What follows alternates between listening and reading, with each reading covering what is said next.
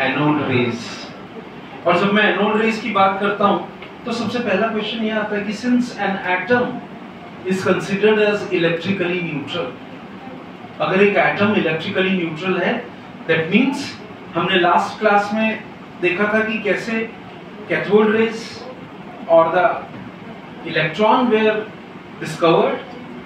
तो अगर एक एटम में इलेक्ट्रॉन है तो मतलब कुछ पॉजिटिव चार्ज पार्टिकल भी होगा, and that is what the total number of the positive charge particle is equal to the total number of the negative charge particle, that is what makes an atom electrically neutral. यही वो चीज है जो atom को electrically neutral बनाती है।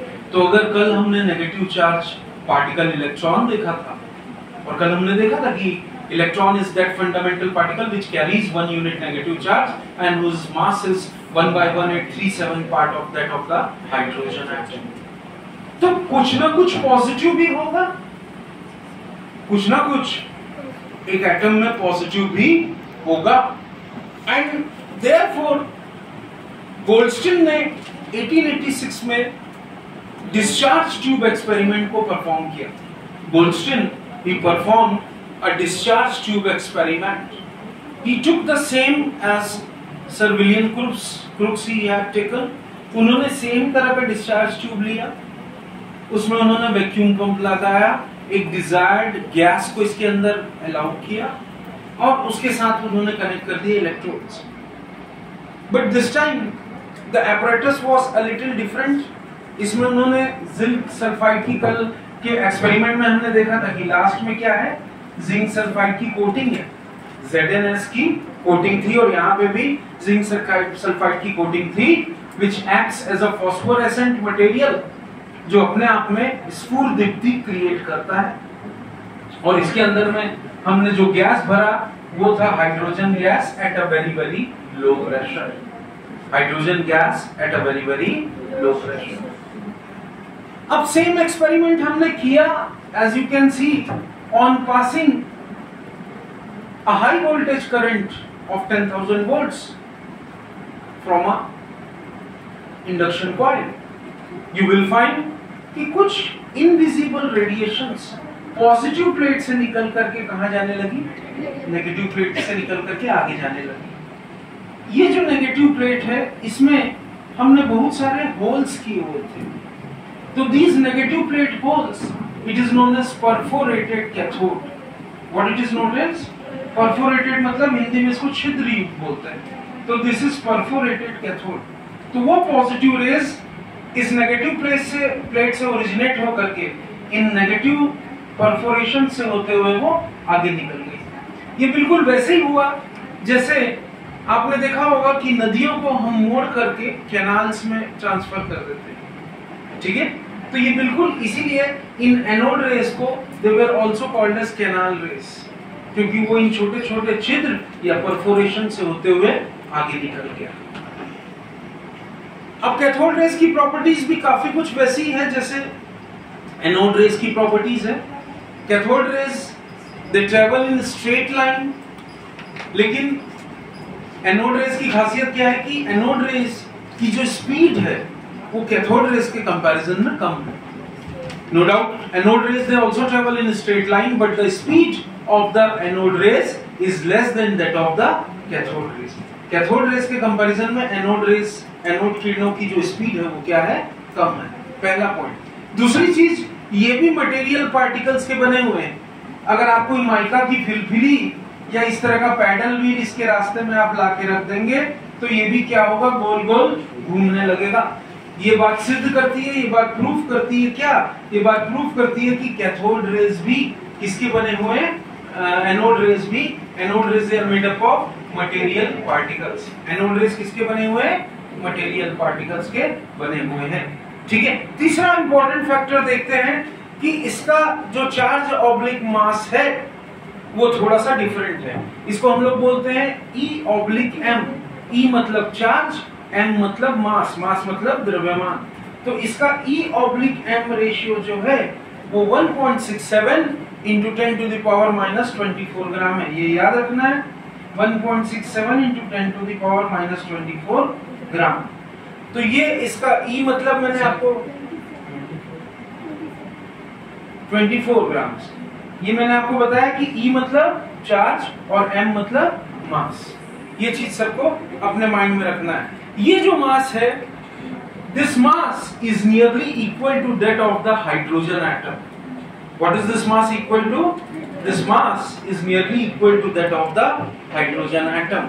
और ये जो पार्टिकल्स निकल रहे थे, इन छोटे छोटे छिद्र युक्त परफोरेशंस या परफोरेटेड कैथोड से जो ये पार्टिकल निकल रहे थे, इन पार्टिकल्स को हमने नाम दिया प्रोटॉन।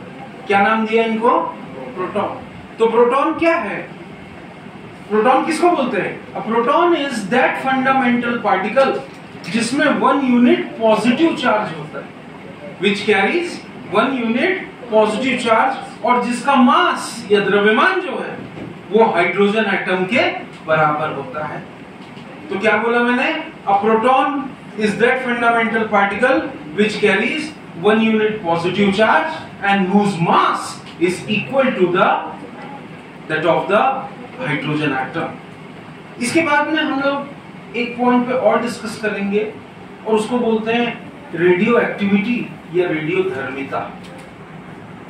तो आइए, एक तो इलेक्ट्रॉन की डिस्कवरी हो गई और उसके बाद प्रोटॉन की डिस्कवरी हुई। और ये डिस्कवरी पूरी तरह कंप्लीट तब तक नहीं मानी जा सकती थी जब तक कि न्यूट्रॉन की डिस्कवरी ना हो। लेकिन उससे पहले, न्यूट्रॉन के बारे में जानने से पहले, हम लोग रेडियो धर्मिता या रेडियो एक्टिविटी को स्टडी करते हैं। किसको स्टडी करेंगे? रेडियो एक्टिविटी को हम लोग यहाँ पे स्टडी करेंगे। और रेडियो एक्टिविटी क्या बताती है? एक्टिविटी, जैसा मैंने आपको बताया कि 1896 में सर हेनरी बैकरेल ने रेडियो एक्टिविटी को सबसे पहले डिस्कवर किया। बाद में उनकी डिस्कवरी को मैडम क्यूरी और बाकी लोगों ने इसको आगे ले गया। रेडियम की खोज हुई, बहुत सारी चीजें इसमें। बट रेडियो एक्टिव, अगर मैं एक रेडियो एक्टिव एलिमेंट को इस ब्लैक बॉक्स में रखा हूं, this black box is also known as lead box. अब सवाल उठता है कि लेड बॉक्स ही क्यों? क्योंकि अधिकतर जो रेडियो एक्टिव एलिमेंट है वो स्टेबल लेड बना करके ही होते हैं, तो इसीलिए हमने उसको लेड बॉक्स में रखा। मान लीजिए मैंने थोरियम ले लिया, ठीक है, या मान लीजिए मैंने रेडियम ले लिया, चलो ठीक है, और उसको मैंने इस लेड बॉक्स में रखा। इस लेड बॉक्स से 3 तरह के रेडिएशंस बाहर निकलेंगे। 3 तरह के विकिरण या रेडिएशंस बाहर निकल रहे हैं। एक जो नेगेटिव प्लेट की तरफ जाकर के अट्रैक्ट हो रहा है, देखिए जा रहा है ना नेगेटिव प्लेट की तरफ। अगर वो नेगेटिव प्लेट की तरफ जाकर के अट्रैक्ट हो रहा है, मतलब उसमें अल्फा पार्टिकल, उसको हम अल्फा पार्टिकल बोलते हैं, and it carries 4 He, that is what you rightly call as helium atom. उसका चार्ज और मास हीलियम एटम के बराबर होगा, और उसका चार्ज कौन सा होगा? It will carry positive charge. What it will carry? Positive charge. So this is called as alpha particle, एक तरह के radiations। दूसरे तरह के radiations उस radioactive substance से निकले and they were attracted towards the positive plate. They were attracted towards the positive plate. Clear? तो उनमें अगर positive plate की तरफ हो रहे थे, मतलब क्या होगा? It has the same charge and mass as that of an electron. तो that is why हमने इसको बीटा पार्टिकल के नाम से जाना। क्या जाना? वंस अगेन एक बार रिवाइव कर लें। What is alpha particle? which carries charge and mass equal to that of the helium atom and it is positively charged. And what is beta particle? जो which carries 1 unit charge of electron, mass और charge उसका किसके बराबर है? Electron के, that is called as beta particle। लेकिन एक तरह का पार्टिकल जो था, जो बिल्कुल सीधा निकल गया और सीधा जाकर के फोटोग्राफिक प्लेट के ऊपर में अफेक्ट किया, वो ना लेफ्ट, वो ना पॉजिटिव प्लेट की तरफ अट्रैक्ट हुआ, ना वो नेगेटिव प्लेट की तरफ अट्रैक्ट हुआ, बल्कि it directly went and strike the photographic plate. These particles which do not carry any charge, yeah, I should say जो which remain undeflected, what which remain undeflected, these were called as gamma radiations. What these were called as? These were called as gamma radiations. और इनको हमने माना these were gamma radiations and they were electromagnetic radiations. So what are these gamma radiations? They were electromagnetic radiations. So these gamma radiations, they were basically the electromagnets. This was the discovery of radioactivity. और इस radioactivity के बाद जो हम देखेंगे वो है discovery of neutron. किसकी डिस्कवरी देखेंगे? Discovery of neutron. और जब हम डिस्कवरी ऑफ न्यूट्रॉन की बात करेंगे तभी हमारी ये बात पूरी होगी that N atom is electrically neutral. तो मैं जब डिस्कवरी ऑफ न्यूट्रॉन की बात करता हूं तो इसका क्रेडिट बहुत सारे साइंटिस्ट को जाता है, चैडविक को जाता है, मॉसली को जाता है, लेकिन सबसे इंपॉर्टेंट ये क्रेडिट जाता है चैडविक को। चैडविक ने 1932 में कुछ स्कैटरिंग एक्सपेरिमेंट किया। क्या किया? Scattering experiment. स्कैटरिंग एक्सपेरिमेंट में क्या किया? उन्होंने कुछ लाइटर एलिमेंट्स लिए। मेरी तरफ ध्यान लगाएंगे, एक एक चीज समझ में आएगी। कुछ लाइटर एलिमेंट्स लिए जैसे बेरिलियम और बोरॉन, और ये हल्के एलिमेंट्स थे। अब आप पीरियोडिक टेबल में देखेंगे कि ये बेरिलियम और बोरॉन लाइटर एलिमेंट्स क्यों थे? क्योंकि इनका एटॉमिक नंबर काफी कम है। देखिए बेरिलियम का 4 है, बोरॉन का 5 है। तो उन्होंने कुछ इस तरीके के लाइटर एलिमेंट्स लिए। कौन कौन से? जैसे बेरिलियम और जैसे बोरॉन। और इसमें उन्होंने फास्ट मूविंग अल्फा पार्टिकल का बम्बार्डमेंट किया। क्या किया? बम्बार्डमेंट मतलब फास्ट मूविंग अल्फा पार्टिकल को इनके सीधे न्यूक्लियस में जाकर के टकरा दिया, स्ट्राइक किया। क्या किया? स्ट्राइक किया, है ना। और उसके बाद उन्होंने देखा कि कुछ नए पार्टिकल्स बाहर निकल रहे हैं, और वो जो नए पार्टिकल्स बाहर निकल रहे हैं उसमें कोई चार्ज नहीं था, उसमें कोई चार्ज नहीं था। क्लियर? वो न्यूट्रल थे, लेकिन उनका मास प्रोटॉन के बराबर था। किसके बराबर था? मास। तो मैंने क्या बोला? चैडविक ने जो एक्सपेरिमेंट किया, पहले सुन लो। चैडविक ने क्या एक्सपेरिमेंट किया? उन्होंने कुछ lighter elements like beryllium and boron को लिया और उसमें फास्ट मूविंग अल्फा पार्टिकल को जाकर के स्ट्राइक किया, और नतीजा ये हुआ कि कुछ ऐसे पार्टिकल्स बाहर निकले जिनका चार्ज कुछ नहीं था, लेकिन उनका मास प्रोटॉन के बराबर था। और इन्हीं पार्टिकल्स को चैडविक ने बोला न्यूट्रॉन्स। अब इसको एक बार करके भी देखते हैं। तो जैसे मैंने आपको बताया था कि न्यूट्रॉन की डेफिनेशन क्या आएगी। न्यूट्रॉन की डेफिनेशन जैसे मैंने आपको बताया, neutron is that fundamental particle which carries no unit charge. Neutron is that fundamental particle, वो मूलभूत कण है जिसका कोई यूनिट चार्ज नहीं होता, ना पॉजिटिव ना नेगेटिव, लेकिन उसका मास, उसका जो द्रव्यमान है वो प्रोटॉन या हाइड्रोजन एटम के बराबर होता है। क्लियर? अब इसको प्रूफ करके भी देखते हैं। जैसे फॉर एग्जांपल हम लोग एक छोटा सा एग्जांपल लेते हैं, बेरिलियम।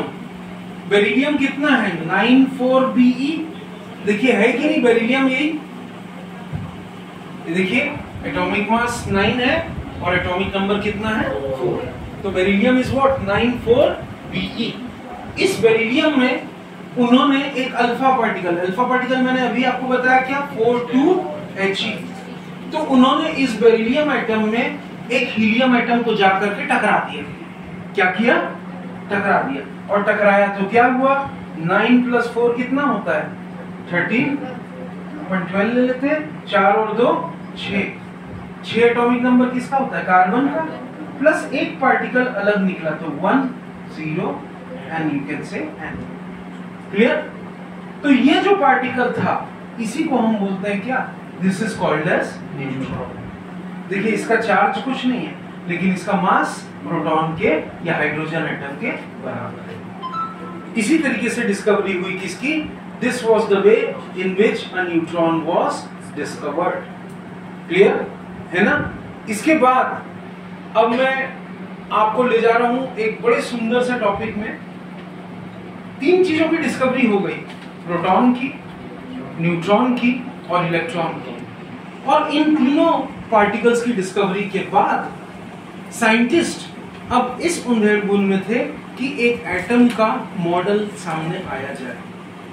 तो बहुत सारे एक्सपेरिमेंट्स हुए, बहुत सारी बातें हुई, और जो सबसे पहला मॉडल निकल करके सामने आया, that was commonly called as J Thomson's model of atom या Thomson's model of an atom. अब थॉमसन मॉडल ऑफ एटम शुरू में हवाई बात थी, उन्होंने दिमाग लगाया, ट्राई किया, अपने तरफ से जो बन पड़ता था, लेकिन उनका मॉडल शुरू में तो एक्सेप्ट हुआ, लेकिन बाद में लोगों ने उसको डिस्कार्ड कर दिया।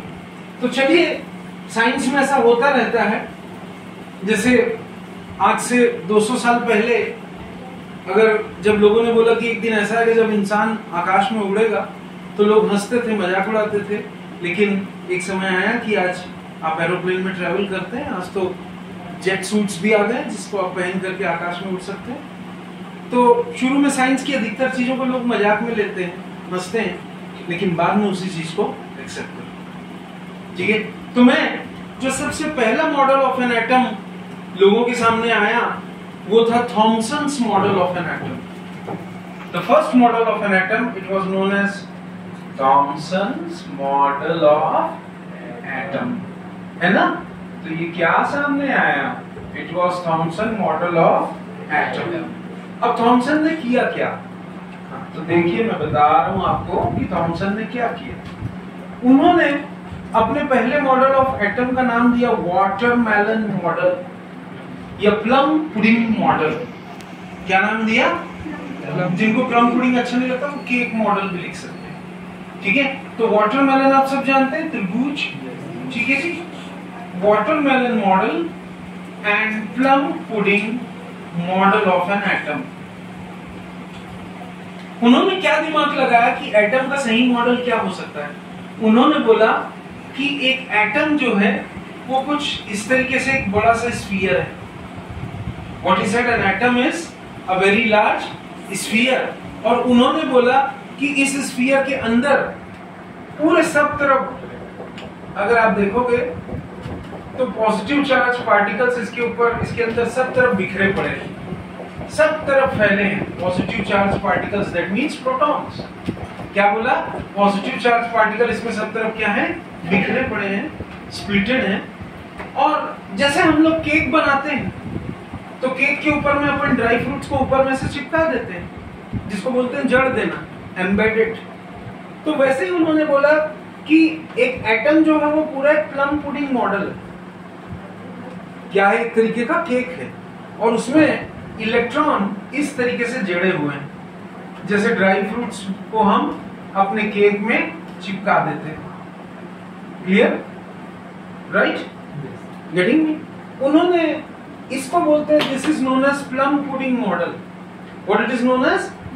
हाँ, तो ये जो ड्राई फ्रूट्स थे वो नेगेटिव चार्ज थे और बाकी पूरा जो केक था वो क्या था, पॉजिटिव चार्ज। बट ये आगे जाकर के एक्सेप्ट नहीं हुआ। उन्होंने स्ट्रक्चर ऑफ एटम की तुलना और एक मॉडल से की। कौन से मॉडल से? उसको बोलते हैं वाटरमेलन मॉडल। सब लोग वाटरमेलन खाते हैं? खाते कैसे लगता है? अच्छा लगता है? दुनिया का कोई भी वाटरमेलन जब आप अंदर से काटोगे तो लाल ही रहता है, नहीं रहता। उन्होंने इसी मॉडल को कंपेयर किया। उन्होंने बोला कि एक एटम जो है वो वाटरमेलन है और जैसे वाटरमेलन को आप काटते हो अंदर से तो पूरा रेड रहता है। तो जितना भी पूरा रेड था वाटरमेलन का वो था पॉजिटिव चार्ज। क्या था वो? Positive charge. और उसमें जितने बीज थे वाटरमेलन के अंदर, जितने भी बीज थे वो था आपका negative charge. And he called this positive charge proton and this negative charge as electron. लेकिन आगे जाकर के ये मॉडल एक्सेप्ट नहीं हुआ, ये मॉडल लोगों को अच्छा नहीं लगा। Is this clear? हालांकि ये मॉडल में दो फायदे थे। क्लियर? पहला फायदा क्या था? That this model could very clearly explain the neutrality of an atom। ये मॉडल एक चीज तो बता रहा था कि जितने पॉजिटिव चार्ज हैं उतने नेगेटिव चार्ज, लेकिन ये मॉडल आगे जाकर के एक्सेप्ट नहीं हुआ। और उसके बाद आया जो दुनिया में क्वांटम मैकेनिक्स में, या आई मस्ट से जो आगे जाकर के स्ट्रक्चर ऑफ एटम में एक बेस बनाया, वो था Rutherford's nuclear model of an atom और Rutherford's alpha particle scattering experiment. तो आइए जानने की कोशिश करते हैं कि रदरफोर्ड का मॉडल इंपॉर्टेंट क्यों है। रदरफोर्ड का मॉडल इसलिए भी इंपॉर्टेंट है because from the Rutherford's model of an atom we can identify that it was the discovery of nucleus. What it was? Yes, with the declaration और with the coming of the Rutherford alpha particle scattering experiment, नाभिक या nucleus जो था वो discover हुआ है। आइए पहले इसके डायग्राम को बना लेते हैं। Model of atom, it is also known as discovery of nucleus. So this experiment also tells us about the discovery of nucleus.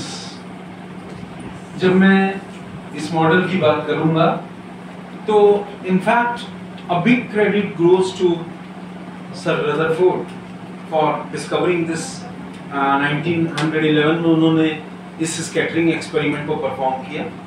Rutherford ने क्या किया कि एक लेड बॉक्स लिया। क्या किया? He took a block of lead, और क्योंकि लेड अगर रेडियो एक्टिव सब्सटेंस है तो लेड लेना पड़ेगा क्योंकि वही उसको स्टेबल बनाता है। और उन्होंने इसमें एक रेडियो एक्टिव सब्सटेंस मान लो रेडियम रख दिया। क्या रखा इसमें? रेडियम रख दिया। और जब उन्होंने इस रेडियम को इसमें रखा एंड यू कैन सी ये मैंने पतली सी गोल्ड की पत्ती ली है, इसको गोल्ड लीफ बोलते हैं and it is 100 nanometer thick, बहुत पतली होती है। How much it is? 100 nanometer thick. He took a thin gold foil which was 100 nanometer thick. Is this clear? Right? Getting me? और उन्होंने किया क्या? इस रेडियम को जैसे ही उन्होंने इस लेड बॉक्स में रखा, this is glass slit. What it is? Glass slit क्या करता है? बहुत सारे रेडिएशंस को या विकिरणों को एक जगह पे लाकर के एकत्रित कर देता है। तो this is glass slit. What it is? This is glass slit and this is circular zinc sulfide screen. What it is? Circular, गोलाकार circular zinc sulfide screen, as you can see here. जैसे ही Rutherford ने एक radium के कण को या radium के particle को यहाँ पे लेड बॉक्स में रखा तो इससे कुछ रेडिएशंस निकलने लगी और ये रेडिएशंस निकलते निकलते इस ग्लास स्लिट से होते होते सीधा इस पतले से गोल्ड फॉइल जो कि 100 नैनोमीटर थिक है उससे जाकर के टकरा गई। और टकराने का नतीजा हुआ ही है इस रिएक्शन का कि 99.9% या आई शुड से 99.9% जो अल्फा पार्टिकल थे, इसमें से कौन सा पार्टिकल निकल रहा है? Alpha particle. अल्फा मतलब 42He। वो अल्फा पार्टिकल इस पतले से गोल्ड लीफ से जाकर के टकराए और 99.9% अल्फा पार्टिकल इसके आर पार निकल गए। 99.9% पार्टिकल इसके आर पार निकल गए। They penetrated through this 100 nanometer thick gold leaf। लेकिन कुछ 1 पार्टिकल जो थे वो वापस आने शुरू हो गए। कुछ 1 पार्टिकल जो थे वो वापस आने शुरू हो गए। इसी को हम बोलते हैं Rutherford nuclear model of an atom. अब सवाल उठता है कि इस एक्सपेरिमेंट का नतीजा क्या निकला? What was the outcome of this experiment? इस एक्सपेरिमेंट का आउटकम या नतीजा ये निकला कि अगर आप देखोगे रदरफोर्ड ने 2 बातें सिद्ध की। Rutherford he proved 2 points. The first point what he said that inside an atom, ध्यान से समझिएगा, उन्होंने बोला inside an atom, एक एटम के 2 पार्ट्स होते हैं। पहला पार्ट उन्होंने बोला कि एक एटम का 99.9% हिस्सा जो है वो खाली होता है and this portion is known as extra nuclear part. What it is known as? Extra nuclear part. इस हिस्से को क्लियर क्या बोला उन्होंने? एक एटम का 99%, 99.9% हिस्सा जो होता है वो खाली होता है, उसमें कुछ नहीं होता, इट इज एम्प्टी। और क्योंकि कुछ पार्टिकल्स टकरा के वापस आ रहे थे, क्या हो रहे थे? कुछ पार्टिकल्स टकरा के वापस आ रहे थे, तो वो पार्टिकल्स जिस चीज से टकरा के आ रहे थे उसमें पॉजिटिव चार्ज था। क्या था उसमें? Positive charge. और उसी के बेसिस पे रदरफोर्ड ने ये बताया कि in the centre of an atom, something which is positive charge, something which is positive charge and it is in the center of the atom, that is called as nucleus. तो he told कि एक atom के दो ही हिस्से होते हैं, एक होता है नाभिक अथवा न्यूक्लियस और दूसरा होता है एक्स्ट्रा न्यूक्लियर पार्ट। क्लियर?